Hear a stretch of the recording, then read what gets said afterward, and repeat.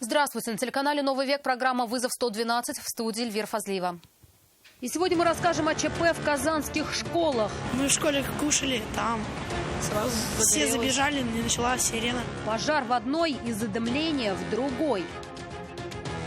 Привез себе проблем. Полиэтиленовый сверток завернутый скотчем.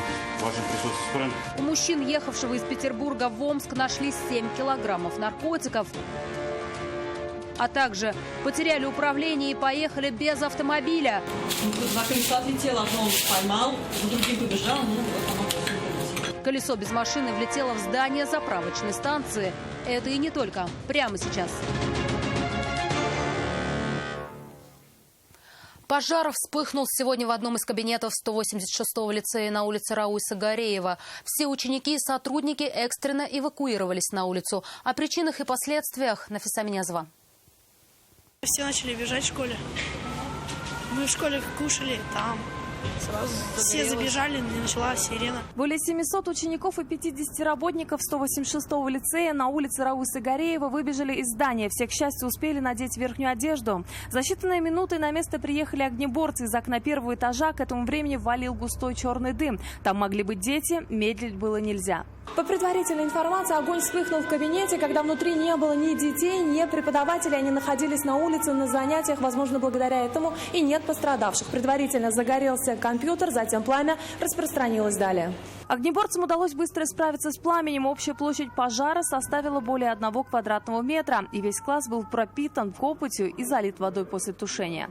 Подразделения Казанского пожарно-спасательного гарнизона выехали по второму номеру вызова. В 12 часов 27 минут открытое горение было ликвидировано. Пострадавших нет. Сейчас пожарным дознавателям предстоит установить точную причину пожара. Нафиса Минязова, Наиль Абдулин, вызов 112.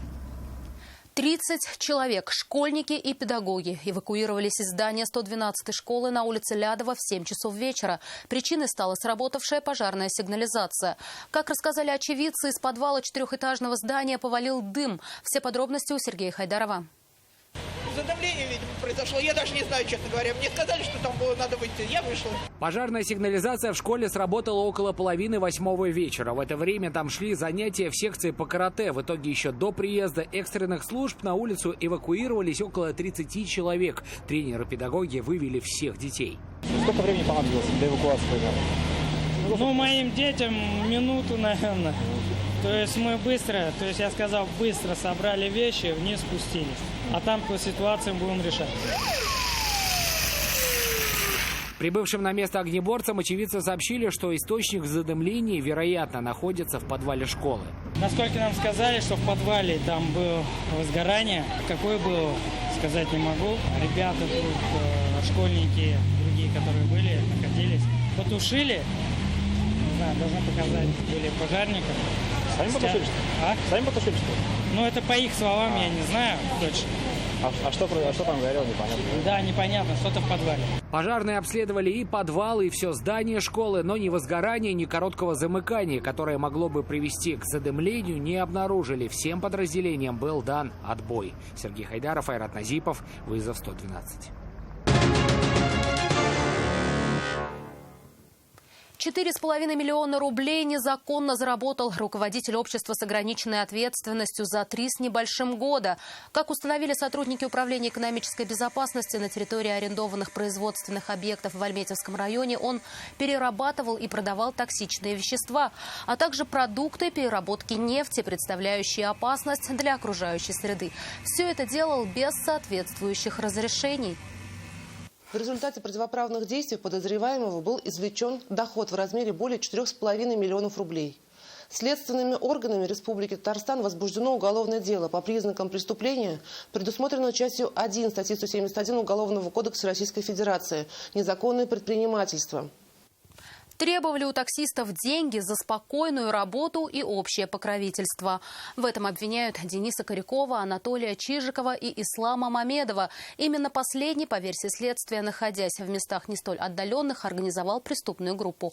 Под его руководством и собирали дань за место на стоянке. Общий ущерб, согласно уголовному делу, принесенный 3 таксистам, составил более 1 миллиона рублей. Почему сторона защиты категорически не согласна со следствием, расскажет Нафиса Минязова. Ничего не говорили. Просто ругали. то, что вы хотели там таксистом? Да, работа, чтобы личную машину туда-сюда. Все, больше ничего не было. Фарис Баширов – один из потерпевших, ставший жертвой вымогательства. Он рассказал, что с братом занимался междугородними перевозками. В определенных точках Казани ждали клиентов и возили их в различные города Татарстана. Следователи установили, что именно на точках скопления таксистов на них подсудимые начинали давить, требуя деньги. Есть такая информация, что как будто они вымогали деньги. Кто именно вымогал? Вот подсудимые. Ну, некоторые из подсудимых, да, действительно, вымогали деньги. Сегодня двоих подсудимых привели под конвоем. Под стражей они с апреля 2019 года. Еще один находится под домашним арестом. Потерпевших, кто написал заявление в полицию, также трое. Следователи уверены, основателем преступной группы стал Ислам Мамедов. По версии следствия, Мамедов в целях вымогательства денежных средств на протяжении длительного времени, находясь в местах лишения свободы, создал устойчивую организованную группу, а после освобождения вступил в преступный сговор с Чижиковым и Куряковым. Ранее он отбывал наказание за вымогательство, а также хранение и перевозку наркотиков. Освободился в 2017-м. Общий ущерб, причиненный потерпевшим, как установили следователи, составил более 1 миллиона рублей. Вину подсудимые не признают. В том, что его обвиняют, он этого не признает. Вопрос этот возник из гражданского конфликта, поскольку он просил вернуть деньги, которые задолжали те люди, которые арендовали машину его родной сестры. Сейчас уже суду предстоит взвесить все аргументы и решить, доказана ли вина подсудимых. Сегодня им зачитали обвинительное заключение и перенесли слушание дела на День влюбленных. На следующем процессе планируют допросить потерпевших. Нафиса Минязова, Наиль Абдуллин, вызов 112. В Зеленодольске полицейские изъяли наркотики и порох. Все это обнаружили в квартире у 40-летнего мужчины. Как позже показала экспертиза, изъято это 400 граммов марихуаны и бездымный порох весом более 200 граммов. По данным фактам возбуждены сразу 2 уголовных дела. Больше 7 килограммов наркотиков обнаружили полицейские в автомобиле, остановленном для проверки документов на стационарном посту. За рулем «Тойоты» сидел 48-летний мужчина. Ехал, как потом сознался, из Петербурга в Омск сбывать свой незаконный груз. Вероника Гайнудинова с подробностями. Полиэтиленовый сверток завернутый скотчем. В вашем присутствии скроем. Визуально посмотрим. Внутри большого пакета 2 поменьше, но тоже большие. Внутри, как потом установила экспертиза, больше 7 килограммов мефедрона. Размер особо крупный. Скрывать водитель ничего не стал. В ходе опроса задержанный пояснил, что является оптовым закладчиком интернет-магазина. Данные наркотические средства получил от оператора для дальнейшего сбыта на территории города Омск. Решением суда подозреваемый арестован на 2 месяца. Уголовное дело возбуждено по статье «Покушение на сбыт наркотических средств в особо крупном размере». Она предусматривает вплоть до пожизненного лишения свободы. Вероника Гайнудинова, вызов 112. Выезд на красный свет стал причиной крупной аварии на перекрестке улиц Волгоградская и Короленко. Там столкнулись Renault Fluence и Kia Sportage. Именно водитель последний, двигаясь по улице Короленко, стал поворачивать налево и не пропустил встречный автомобиль. В следующую секунду в кроссовер врезалась Renault. В аварии, к счастью, люди не пострадали. Колесо на большой скорости ворвалось через закрытую дверь в здание заправочной станции на трассе М7 в Высокогорском районе. Машины с колесом не было. По счастливой случайности в это время никто не выходил и не заходил в помещение.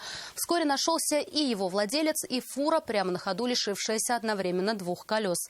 Почему и куда поехало второе, выясняла Алия Хайрутдинова.